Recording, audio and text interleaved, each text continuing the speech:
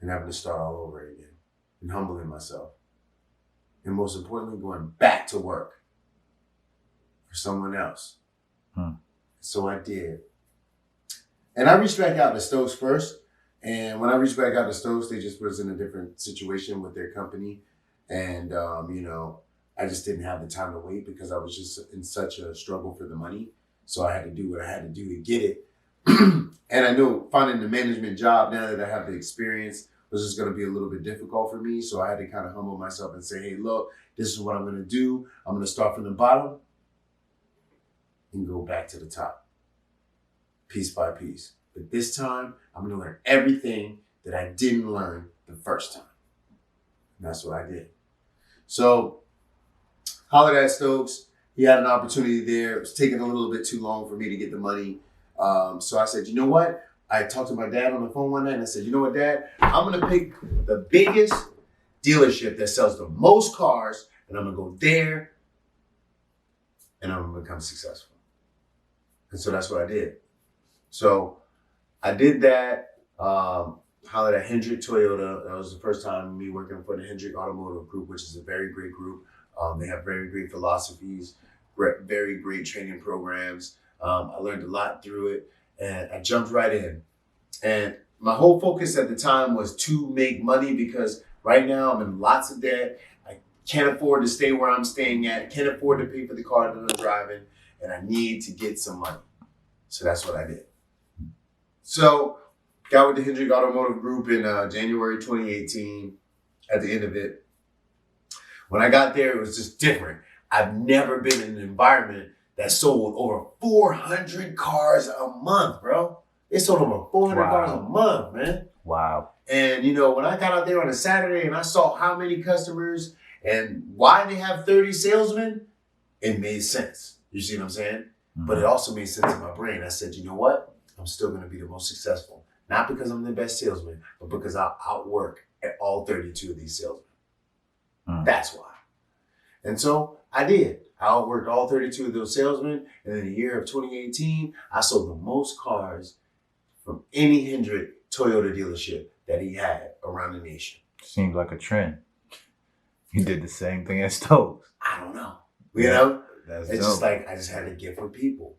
And, my grind and everything I went through was just so hard. It was just, I went through so much that I felt like failure was not an option, and that I had to over succeed in order to be in a light where I could survive, if that makes any sense. Right. So that's what I did. And I was very successful, and I thank God for the opportunity for Hendrick. And so I went through that situation, and I started going through the situation, and then ran into the same problem I ran into the Stokes. When I wanted to get into management, there goes the restrictions. So tried to get into management at Hendrick. They didn't really want me there. I was a great salesperson. I sold over 30 cars a month. They wanted me to stay right where I was, because that's what benefited them the most. And you know what? I got that same feeling that I had when I was at Alcoa. I needed to level up. I needed to be able to do what I do without the restrictions of someone else. That's where I started getting at again. That's where it all led back to.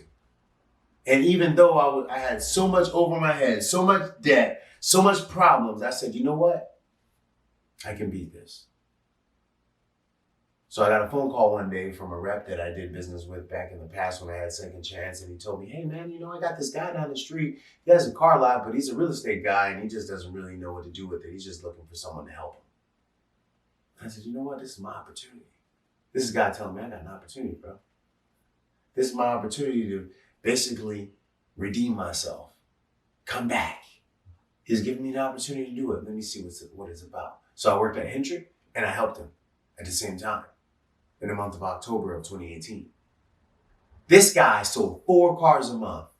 That's all he could sell every month. He didn't have a staff. He didn't have really the cars, nothing. He's a real estate guy. He just has a car lot that he doesn't really know how to use. So he offered me a percentage of it to make sure it was right. In 1 month, I took him from 4 cars to 18. At the end of October, I quit Hendrick, because I saw what my capabilities really were. And I knew that what I did at Second Chance wasn't false. I knew it wasn't fake. I knew that it was real. And that though we had large success, I just made bad decisions. And now that I have a second chance, this is the second chance I get to make the right decision. And so I did. So I got over with him. We put everything together. We sold 18 cars in that first month. Oh man, he's elated. I'm elated. I'm like, this can be it. This is my chance to get back to where I started, where I was, where I knew I could be as successful as I could. And so I did. We sold cars, and then next month in November, we sold 32 cars. Changed that man's life. Mine too. And I felt good. I felt like I wasn't under the control of a corporate world. I didn't have to be to work at 9. I didn't have to work bell to bell on this day. I didn't have to work 7 days a week just to beat out the salesman of the month. I could just be me and sell cars. So it felt like I was at home. I got that place up and running, but I still felt like there was a piece missing because I was doing all this work, but it was still for him, not for me. So what can I do to make it right for Kevin Corley? How can we get back in the game? Well, I took the money and I said, you know what, Sage? We'll start a wholesale company. We got a rental house that we got throughout the time, that we maintained throughout the time that we had second chance. Now is the time to sell it. And so we did. We made $40,000. We made $40,000 on the sale of that house. And we took $20,000 to help catch up on our bills because we were behind still. Even though I was successful at Hendrick and making that transition and doing everything, there were still things that we were behind on, obviously, because I was over $500,000 in debt. So we did that. We sold the house. I put $20,000 down on some of our bills, kept a couple bucks in our bank account, and then I took another $20,000 and I bought 3 cars. And I asked my partner, I said, hey man, would you mind if I bought some cars and put them on the lot so I can make money? He said, man, I don't have a problem with that. But every car you sell, I got to charge you my $1,000 fee. That's not a problem. And so I did that. Had some help from an investor who helped double my cars. So I bought 3 cars. Well, he added 3 to it. I bought 6 cars. Well, he added 6 to it. I bought 10 cars. Well, he added 10 to it. So over those next few months, I blew up at that guy's lot, and it took me to a level where it became a conflict of interest because after 6 months, I had just as many cars on the lot as he did. And at that point, it just couldn't work. But that's what we wanted. That's what I wanted. I wanted to be able to build myself up to the point where I can go take and do my thing on my own, which I didn't know what that was at the time. But it was just about getting back into the business of working for yourself. Right. And that's what I did. And so I built up the inventory up to 20 plus cars, and it became a conflict of interest based off of insurances, and I had to leave. And so I did. Left. I took all my cars, didn't know what I was going to do with them. Found a place that I could lease, and I leased it.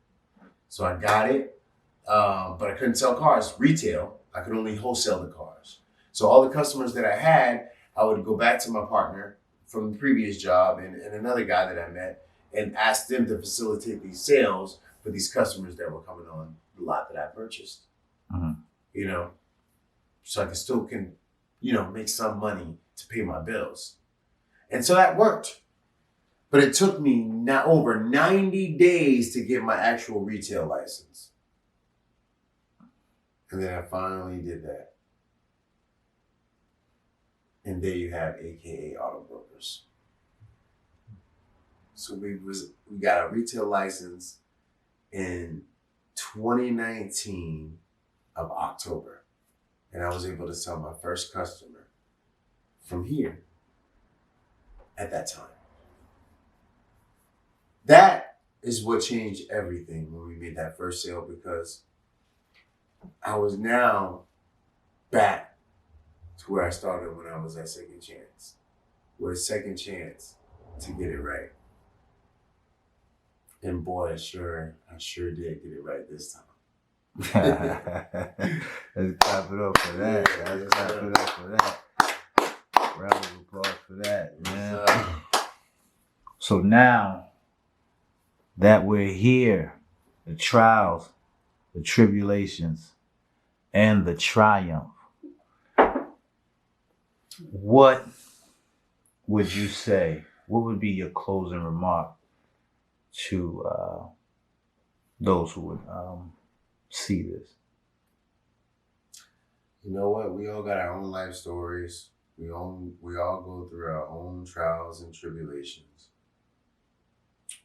But the grass is greener on the other side if you put the work in. And if you never stop believing. Because I lost every single thing I've ever worked for. But I recorded a video in that moment. Just because I knew and I really believed that one day I'd be in this moment right here. To look back and say that I made it.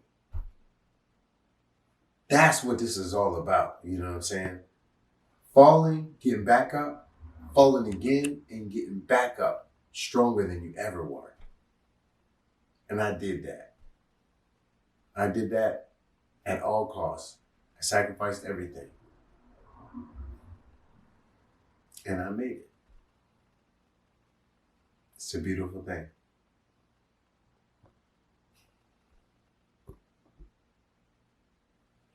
So I want to toast to that. For losing it all and getting it back again. And never losing it again.